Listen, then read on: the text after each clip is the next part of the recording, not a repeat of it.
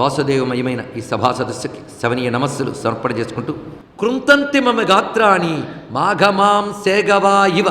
ఇవాళ పడుతున్నటువంటి బాణములు సామాన్యములు కావు, వజ్రాయుధాల్లో తగులుతున్నాయి.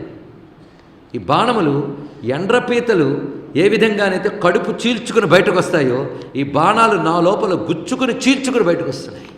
ఇలా వెయ్యగలిగేటువంటి బాణ నైపుణ్యము అర్జున్ని బాణాలకు మాత్రమే ఉన్నది అని చెప్తూ ఈ యుద్ధం ఎంత కొనసాగించినా కృష్ణుడున్న చోటే విజయం అని నాకు తెలుసు గనక ఇంకా నేను ఇవాళ యుద్ధం నుంచి విరమించుకుంటాను, వీళ్ళతో యుద్ధం చెయ్యను.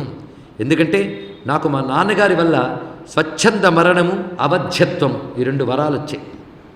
కానీ ఇప్పుడు మృత్యు సమయం ఆసన్నమవుతున్నది, నాకు నేనే ఆ మృత్యువుని పిలవవలసినటువంటి సమయం ఆసన్నమవుతోంది గనక ఇంకా నేను ఈ యుద్ధంలో నన్ను నేను వదులుకోవడానికే ప్రయత్నిస్తాను అని అనుకోగానే ఒక్కసారి ఆకాశంలో ఋషువులు వసువులు దివ్యవాణి వినబడింది ఆయనకి.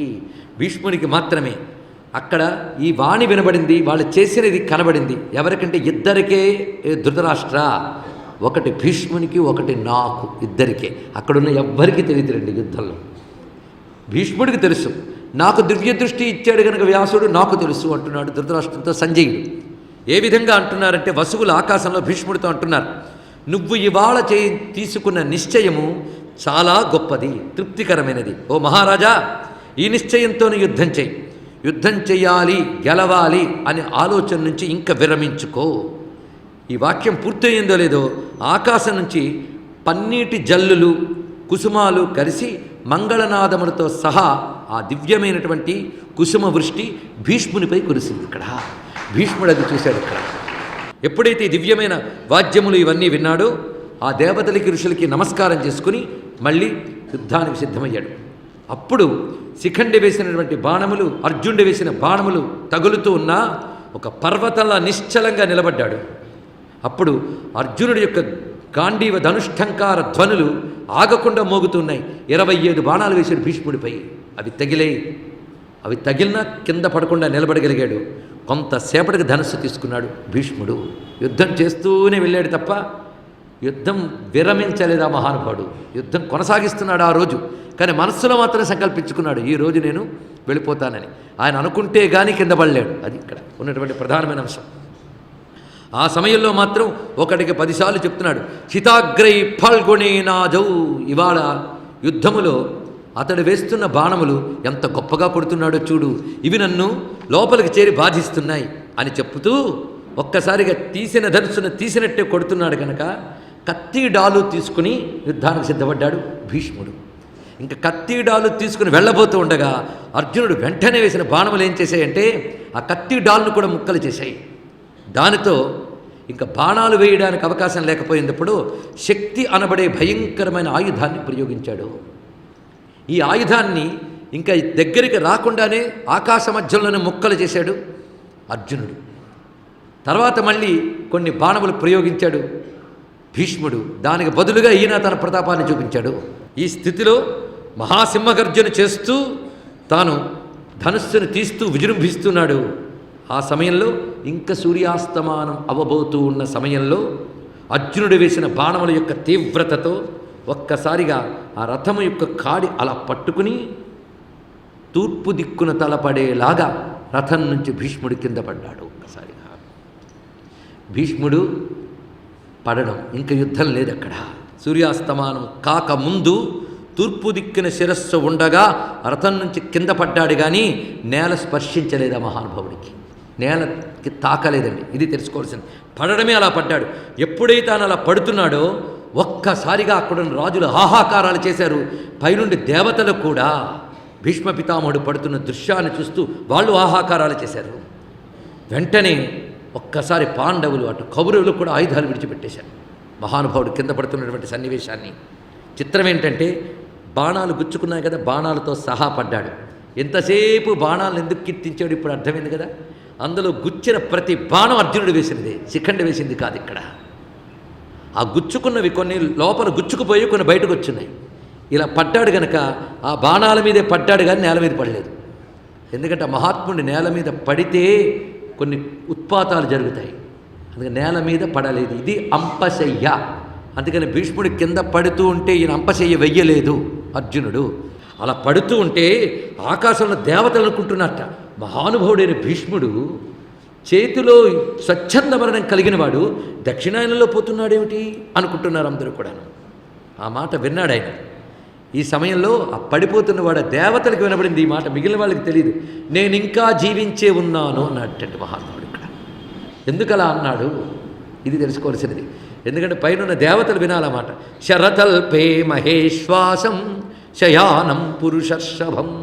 చిత్రం ఏంటంటే అలా పడిన వెంటనే భీష్ముని శరీరంలో దివ్యో భావక సమావిశత్, ఒక దివ్యత్వం లోపల ప్రవేశించింది భీష్ముని శరీరంలో అన్నారు ఇక్కడ.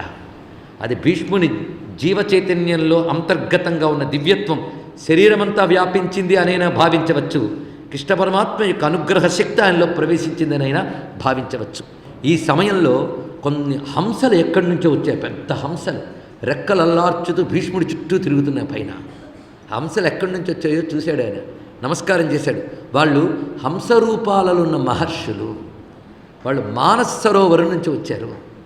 వారిని గంగాదేవి పంపిందిట, నా బిడ్డ నేల కూలేడయ్యా, వెళ్ళండి మీరు, వెళ్ళి చెప్పండి ఆయనకి, ఇప్పుడు దక్షిణాయనం ఆ మాట చెప్పండి వెళ్ళని. కనుక వాళ్ళు తిరుగుతూ ఉండగా వాళ్ళు అనుకుంటున్నారు మహాత్ముడైన భీష్ముడు దక్షిణాయనంలో మరణించాలని ఎందుకు అనుకుంటున్నాడు అని.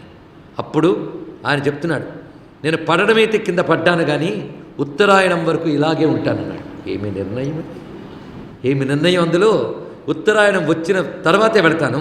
కనుక హంసలారా, మా అమ్మ మీ చేత పంపించిన ఈ సందేశం నేను విన్నాను, నా మాట కూడా అమ్మకి చెప్పండి.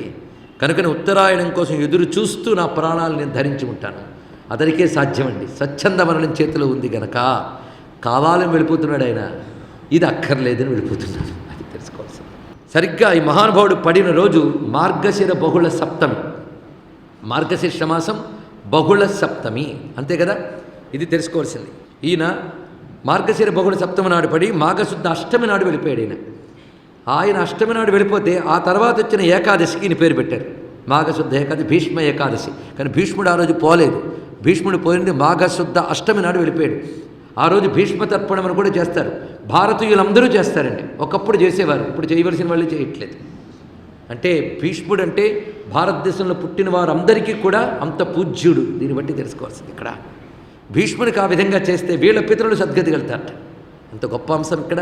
కానీ భీష్మ పితామహుడి చరిత్ర మనందరికీ కూడా చిరస్థానీయమే.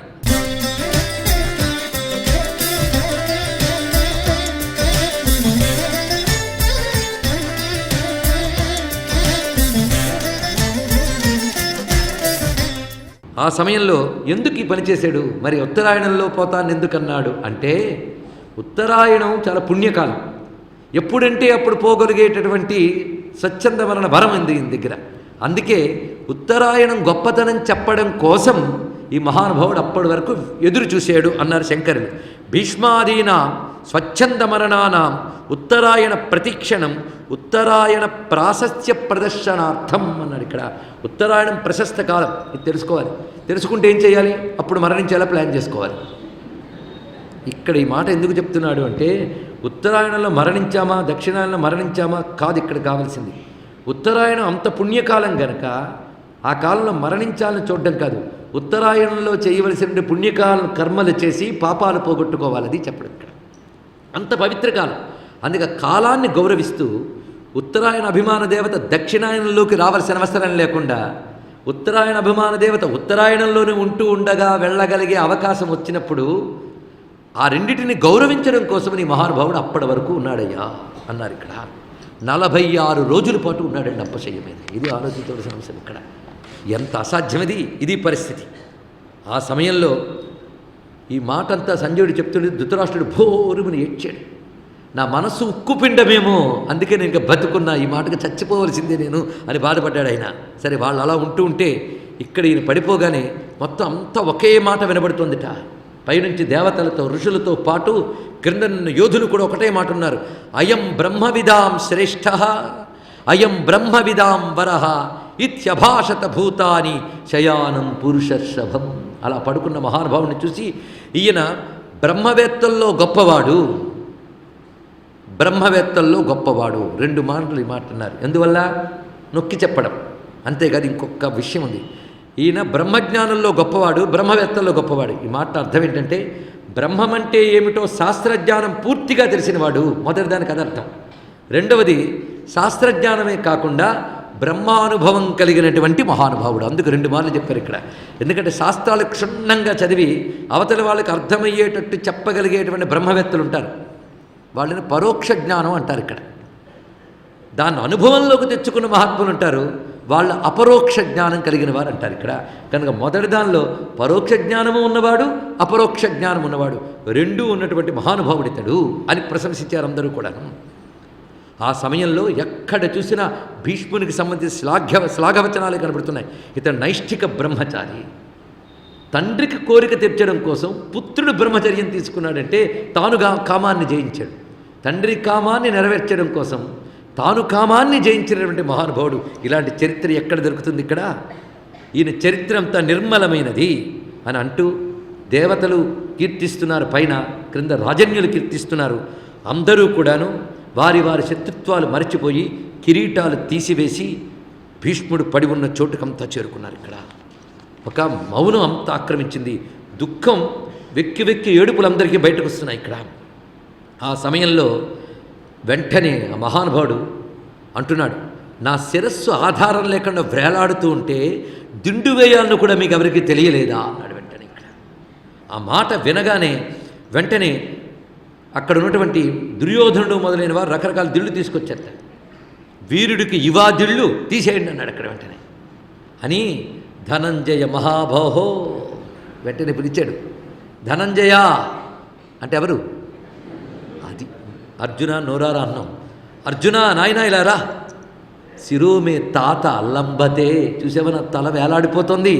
దీయతాముపధానం వై యద్యుక్తమిహ మన్యసే, దీనికి ఎలాంటి దిండు ఇవ్వాలో తెలిసినవాడు నువ్వొక్కడవే కాబట్టి ఒక వీరుడు పడినప్పుడు ఎలాంటి దిండు వేయాలి అది నీకు మాత్రమే తెలుసు అనగానే కన్నీరు నిండిన కన్నులతో తాతగారికి నమస్కారం చేసి ధనుస్సు పట్టుకుని నువ్వు ఏమి ఆజ్ఞాపిస్తే చేయడానికి నేను సిద్ధము అని చెప్పి ధనుస్సును అభిమంత్రించాడు. ఆయన అభిమంత్రించి 3 బాణాలు తీసి సంధించి ప్రయోగించాడు. ఈ మంత్రశక్తి వల్ల ఆ బాణములు ఎలా వెళ్ళాయంటే భూమిలోకి దిగబడి ఆ పైన ఉన్న మెత్తని భాగములు ఏవైతే ఆ పక్షి ఈకలు మొదలైన వాటితో మెత్తగా ఉంటాయో ఆ భాగములు పైకి వచ్చి ఈయన తలని పైకి ఎత్తి పెట్టాడు ఇక్కడ. ఈ విధంగా చక్కని ఒక దిండుని బాణములతో తయారు చేసి పెట్టాడు. మహావీరుడు బాణాలతో కృంగినప్పుడు బాణాలతోనే దిండు ఏర్పడింది, అది మాత్రం గుచ్చుకోదు. ఆ విధంగా ఏర్పాటు చేశాడు ఇక్కడ. వెంటనే శభాష్ అన్నాడు ఇక్కడ. శయనస్యానునూపం మే పాండవోపహితం త్వయా యద్యాన్యథా ప్రపజ్యేతా శపేయం త్వామహం వృషా. అప్పుడన్నాడు భీష్ముడు ఒక మాట, నా శయ్యకు తగిన ఉపాధానాన్ని నువ్వు ఏర్పరిచావు. ఉపాధానం అంటే తలగడ లేక దిండు. నువ్వు కానీ ఇలా చెయ్యకుండా ఇంకోలా చేసి ఉంటే నిన్ను శపించేవాడిని అన్నాడు ఇక్కడ. ఒకటే మాట అంటే అర్థం వీరుడి ధర్మం వీరుడికి తెలియాలి, తెలియకుండా చేసేవరకు శపించేవాడిని. మహాబాహు స్వధర్మానుష్ఠాన పరుడైన క్షత్రియుడు శరశయ్య మీద ఇలాగే ఉండాలి. ఎన్ని ధర్మాలు చెప్తున్నాడు మహానుభావుడు. కనుకనే నేను సూర్యుడు ఉత్తరాయణంలోకి వెళ్ళేదాకా ఇలాగే ఉంటాను. మీరు చేయాల్సింది ఏంటంటే నా చుట్టూ ఒక కందకాన్ని తవ్వండి. నేనున్న చోట కొంత దూరం నుంచి గుండ్రంగా కందకాన్ని తవ్వండి. అంతేకాదు నేను ఇలాగే ఉంటూ ఆ సూర్యుని ఉపాసన చేస్తూ ఉంటాను ఉత్తరాయణం వరకు. సూర్యోపాసనతోనే ఉంటాను మొత్తము. ఎందుకంటే సర్వదేవతలు ఆయనేనండి. ఉపాసన చేస్తూ ఉంటాను. ఈ స్థితిలో నేను మీ అందరికీ చెప్తున్న సలహా ఏంటంటే ఇకనైనా వైరం వదిలి యుద్ధం నుంచి విరమించుకుని వెళ్ళకెళ్ళిపోండి. వద్దు, ఇది నేను చెప్తున్నటువంటి విషయము. ఆ మాట అంటూ ఉండగా దుర్యోధనుడు వైద్యుల్ని తీసుకొచ్చాడు అక్కడికి చికిత్స చేయించడం కోసం. ఆ వైద్యులు చాలా గొప్పవాళ్ళు. ఎవరు వీళ్ళు అన్నాడు భీష్ముడు. తాతానికి వైద్యం చేయాలని తీసుకొచ్చామని పంపించాయి. వాళ్ళని తెచ్చినందుకు వాళ్ళకి ఇవ్వవలసిన రుసుము ఇచ్చి సొమ్ము ఇచ్చి వాళ్ళని పంపించి వేసేయి. ఇప్పుడు నాకు వైద్యులు అవసరం లేదు. తాం దృష్ట్వా జాహ్నవీ పుత్ర ప్రోవాచతనయం తవ ధనం దత్వా విసృజ్యంత పూజయిత్వా చికిత్సకా. ఈ చికిత్సకుల్ని గౌరవించి పంపించేయి అని చెప్తూ ఏవంగతే మయే ఇదానం వైద్యై కార్యమిహాస్తికి. నేను ఇలా పడున్నప్పుడు వైద్యులతో పని లేదు. ఇది క్షత్రధర్మం. ఈ క్షత్రధర్మంతోనే నేను పరమగతిని వెళతాను సుమా అంటూ ఆ సూర్యాభిముఖుడై ఉన్నాడు. అప్పుడు ఆ కృష్ణ పరమాత్మ మొదలైన వారందరూ అక్కడ నిలబడి నమస్కరించారు. సూర్యాస్తమయమైంది. ఎవరి దారులకు వారు మరలి వెళ్తున్నారు. అప్పుడు భీష్ముని యొక్క మాట మేరకు వెళుతూ ఉండగా ఈరోజు భీష్ముడిని అర్జునుడు కొట్టాడన్న ఆనందంతో పాండవ సేనలున్నాయి. అప్పుడు నమస్కారం చేసి అర్జునుడు ధర్మరాజు కూడా కృష్ణుడితో అంటున్నారు, తవ ప్రసాదాత్ విజయ క్రోధాత్ తవ పరాజయ. నువ్వు అనుగ్రహిస్తే విజయం, నువ్వు క్రోధిస్తే అపజయం, అంతే. త్వంహిన శరణం కృష్ణ భక్తానామభయంకర. నువ్వు మాకు శరణ్యుడవు అని నీవున్న కారణంగా మేము జయం సాధించగలిగామని ఇద్దరూ చెప్పారు ఇక్కడ. ఇక మరుసటి రోజు పొద్దునే, ఎందుకంటే రాత్రి మరి యుద్ధం లేదు కదా, మరో రోజు పొద్దునే రాచకన్యలు కొందరు ముత్తైదువులు కలిసి వచ్చి మంచిగంధ పొడులు, పేలాలు మంగళకరమైనవండి. అమంగళాలకు కూడా జల్లుతారు అంటే మంగళం కలగడం కోసం జల్లుతారు, అమంగళాలు పోవడం కోసం. ఆ పేలాలు, మంచిగంధ పొడులు, పూలమాలికలు తీసుకువచ్చి భీష్మునిపై వాటిని జల్లేరు. ఇక్కడ స్త్రీలు, వృద్ధులు, బాలులు, జనులు అందరూ వచ్చారు ఆ సమయంలో భీష్ముడిని చూడడానికి. చుట్టూ అందరూ కూర్చుని ఉన్నారు. ఆ స్థితి ఎలా ఉన్నది అంటే పైన ఉన్న సూర్యమండలం భూమి మీద దిగినట్లు కనిపిస్తుంది. ఇక్కడ అంత తేజస్సుతో ఉన్నాడు ఆయన. ఆ చుట్టూ ఉన్నటువంటి వారు మొత్తం అనేక మంది ఆ చుట్టూ కూర్చున్నారు. అందులో నటులు, వర్తకులు, శిల్పులు, ఇక కురువృద్ధులు వీళ్ళందరూ కూడా ఆ పితామహుని చూడ్డానికి చేరుకున్నారు. ప్రతి వారి కళ్ళల్లో నీళ్లు తిరుగుతున్నాయి.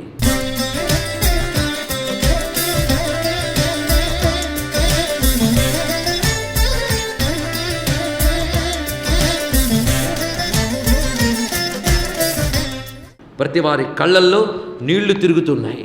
ఆ బాణవేదన అణచుకుంటున్నటువంటి భీష్ముడు అంటున్నాడు, బాణాల యొక్క వేదన నా శరీరాన్ని, మనస్సును కూడా బాధిస్తోంది. కనుక నాకు ఇప్పుడు దాహం తీర్చాలి అనగానే దానికి ఏం చేయాలని వెంటనే రకరకాల పరిమళాలు కలిపిన మంచి నీరు, చల్లని నీరు తీసుకొచ్చి దగ్గర పెట్టారు. ఇది కాదు ఇవ్వవలసిన నీరు, నేను అర్జునుడిని చూడాలనుకుంటున్నాను. మాటిమాటిగా అదే, ఎప్పుడు నాకే నీరు ఇవ్వాలో అర్జునుడికి తెలుసు అని చెప్పగానే వెంటనే అర్జునుడు నమస్కారం చేసి నాకు తెలుసని రథాన్నెక్కి భీష్ముని చుట్టూ ప్రదక్షిణ చేసి వచ్చి ఆ రథం మించి ఆ బాణాన్ని అభిమంత్రించి కొట్టాడు. ఆ కొట్టిన అభిమంత్రించిన బాణం పర్జన్యాస్త్రం అనే దాన్ని ప్రయోగించాడు. అది భూమిలోకి దిగబడి ఒక తీయని చల్లని జలధార పైకి ఎగసి వచ్చి భీష్ముని దాహం తెచ్చడమే కాకుండా శరీరాన్ని సాంత్వనపరిచింది.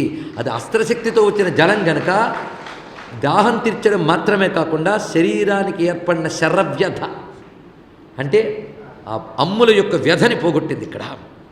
దానితో ఒక్కసారి ప్రసన్నుడై సంతోషంతో దుర్యోధనాదులు చెప్తున్నాడు, చూసావా అర్జునుడు అంటే ఏమిటో, ఒక్క మాట చెప్తున్నాను విను.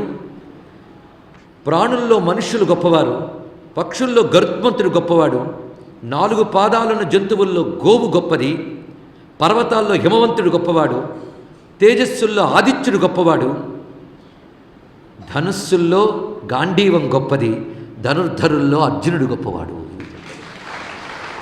కాబట్టి దుర్యోధన, ఎలాగూ మరణోన్ముఖుణ్ణైన నాకు మొహమాటాలు ఎందుకయ్యా?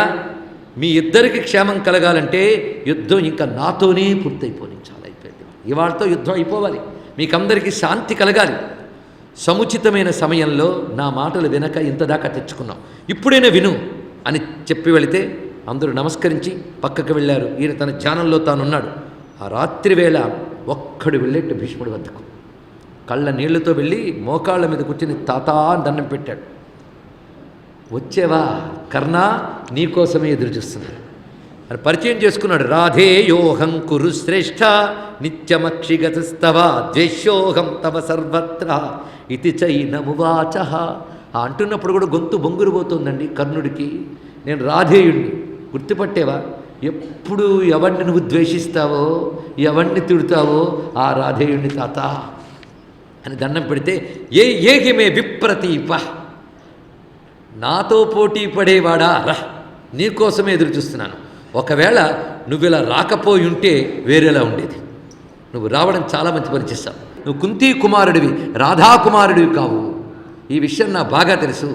ఎందుకంటే నువ్వు సూర్యుని వలన జయించావు, అధిరథుని చేత పెంచబడ్డావు కనుక అధిరథుడు నీ తండ్రి అని, రాధాదేవి నీ తల్లి అని అందరూ అనుకుంటున్నారు. కానీ నువ్వు కుంతీ కుమారుడు అన్న సత్యం నాకు తెలుసు.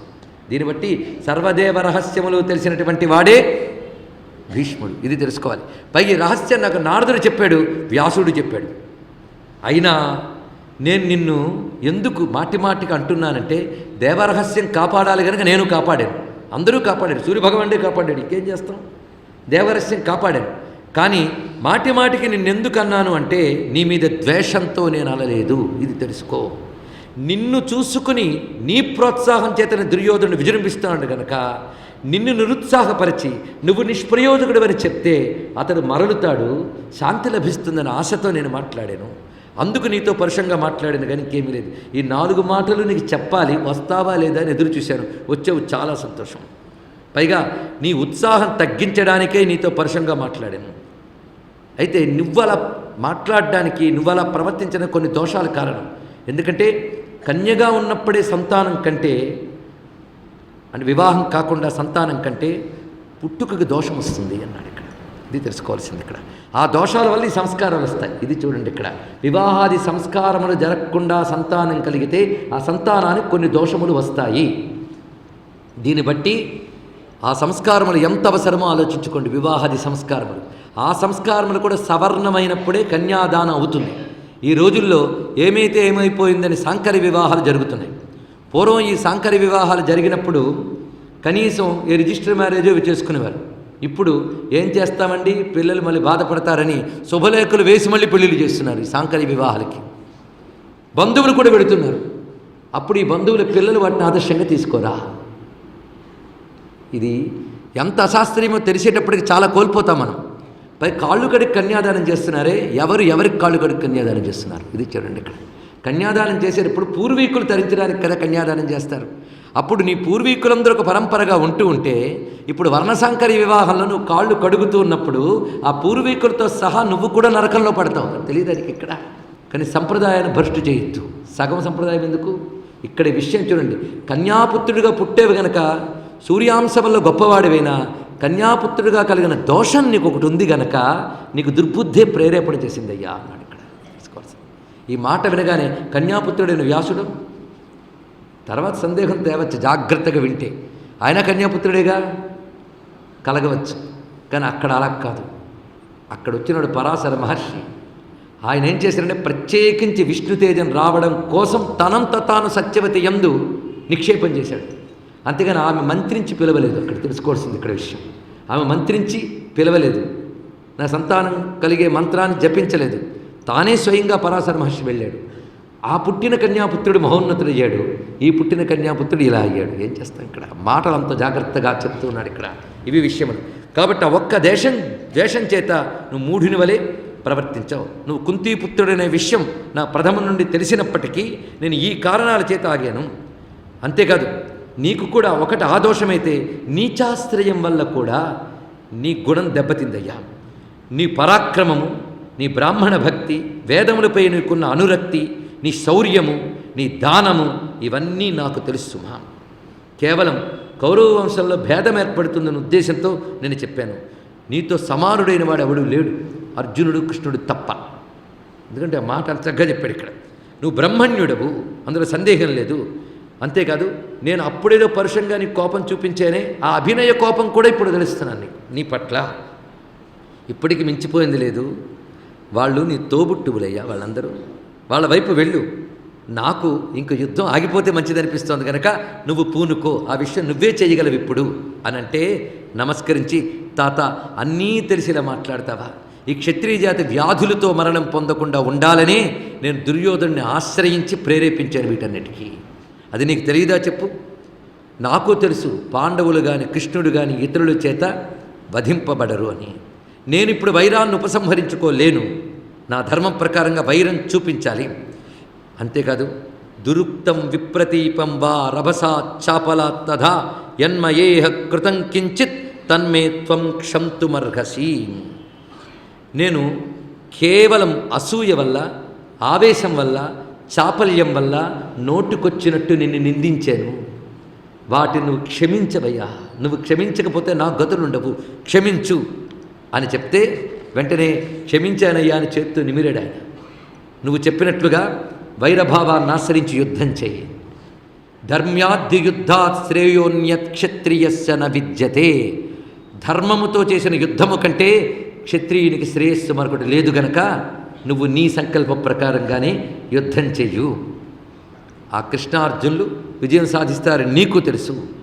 నీ ప్రతాపాన్ని నువ్వు చూపించు, అందరికీ శుభమగుగాక అన్నాడు భీష్మ పితామహుడు. అలా పడిన భీష్ముడు, యుద్ధాన్ని చాలించిన భీష్ముడు, అంపశయ్యపోయి ఉత్తరాయణంకో ఎదురు చూస్తున్న ఆ భీష్మ పితామహుడు, ఆ భాగవతోత్తముడు, ఆ యోగి, ఆ ధార్మిక శిరోమణి ఆయన పాదాలకు నమస్కరిస్తూ, భీష్మవరదుడైన కృష్ణ పరమాత్మకు నమస్కరిస్తూ, సర్వం శ్రీకృష్ణ చరణారవిందార్పణమస్తు. స్వస్తి.